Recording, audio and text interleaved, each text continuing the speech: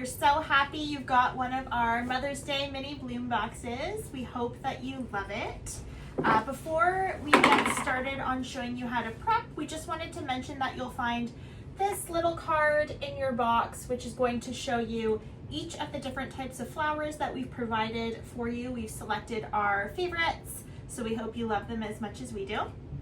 So you've got a peony, a ranunculus, a standard rose, and a garden rose. Actually, you'll have a couple standard roses.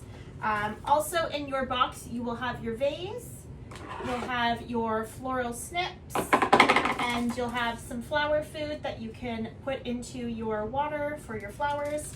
We recommend using half on first day, and then within a couple days, just change your water and use the other half.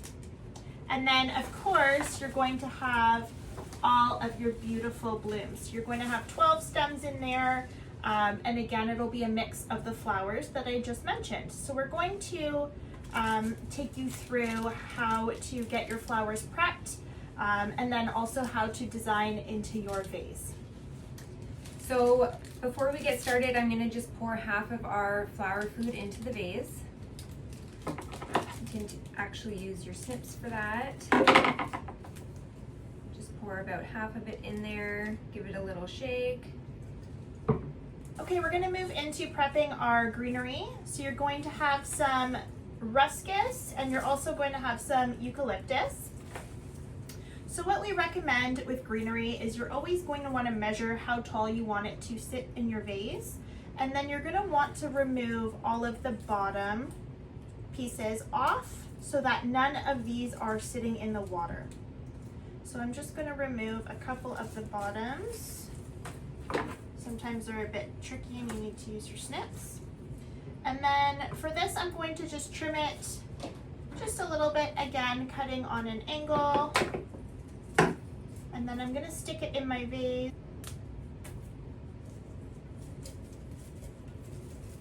And then you just want to have those all kind of sitting at different angles inside of the vase. And also you'll notice too, we have them a little bit on a different height. Depending on which way you look at it, we kind of create that mountain and valley visual with the base greenery. You'll also find, again, the eucalyptus stems, so you'll want to do the same thing with these. You'll want to strip off the bottom leaves so that none of those are sitting in the water inside your vase. So I've pulled off about half, and I'm going to simply pop this in to this side. Again, angling it out to the side. I'm going to do the same here with this one.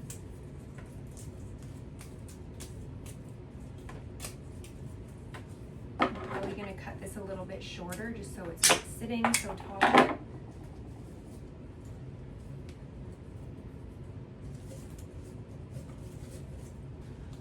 So we're going to start with our standard roses. You'll notice that they've got quite a bit of foliage on there. So what you'll want to do is remove all of the green foliage off of the stems.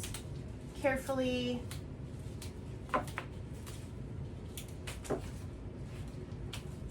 and then you'll also want to just make sure that there are no guard petals on your bloom. Guard petals are any of the outer petals that look a bit brown or have a bit of the veiny pattern running through them. So you'll just want to carefully remove those if you see any on your roses.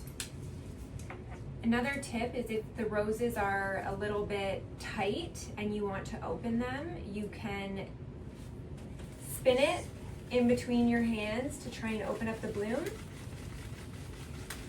That works really well. You can also blow into the center of the bloom, and that also helps the petals open. You can also gently manipulate the petals with your hands. And another thing that we love to do with our roses is reflex the petals. So if you gently just turn the petals inside out, gives them more of that romantic vibe.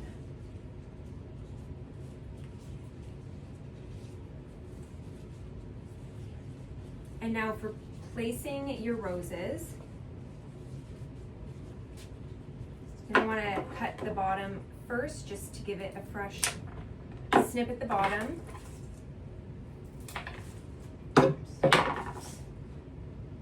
And then we'll just start placing them one on each side of the arrangement.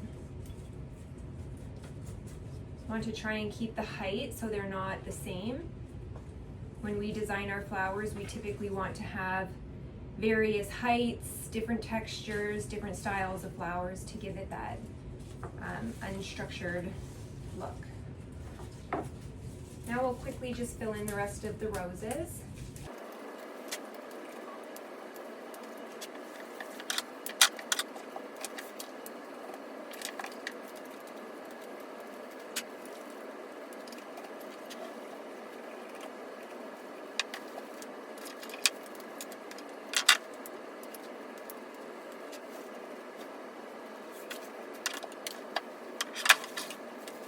Right, and now we're on to our more focal flowers. So we have our peony, our ranunculus, and our garden rose left. So these ones you want to put in at the end because you don't want them to get lost in your arrangement. They're kind of the show stopper of the arrangement. So we'll go ahead and prep this garden rose.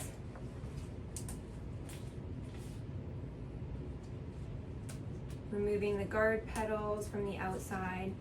So one of the big differences that you'll tell between the garden rose and a standard rose is that the petals are more delicate, and the scent of a garden rose is actually much stronger than a standard rose.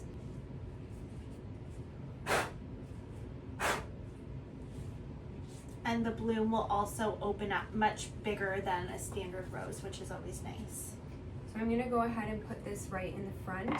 I'm gonna snip it actually first.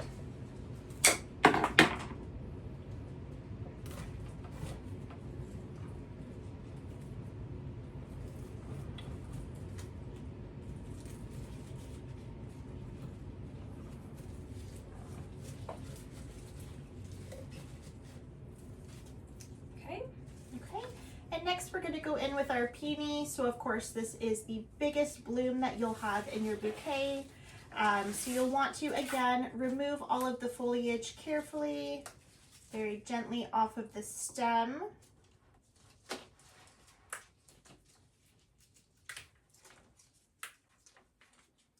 And then also, if you notice at the back of your bloom, if you've got any guard petal or greenery back here, you can gently remove it there too.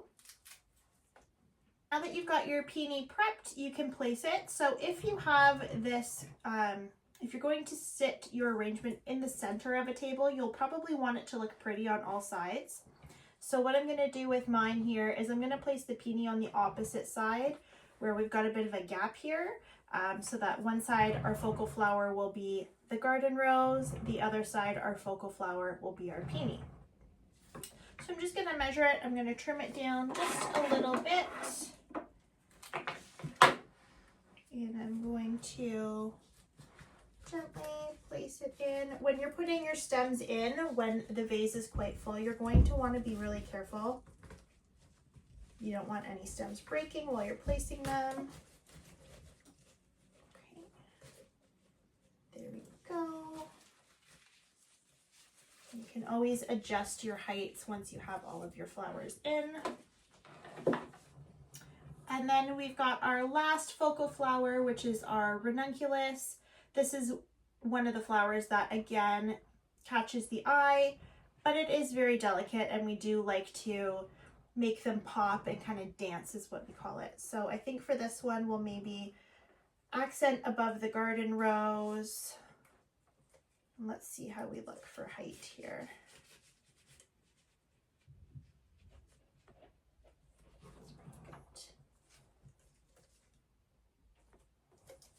There we go. And again, you can always adjust your heights once you have them all in. Different heights is ideal. If that's your style, it certainly is ours. And there you go. There's your finished arrangement. Enjoy!